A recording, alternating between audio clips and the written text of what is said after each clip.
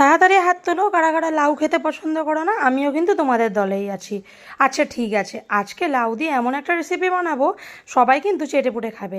বানাচ্ছি আজ গোপাল ভাঁড়ের সেই বিখ্যাত লাউ চিংড়ি। কারা কারা এই গল্পটা পড়েছো বা দেখেছো অবশ্যই জানিও কিন্তু।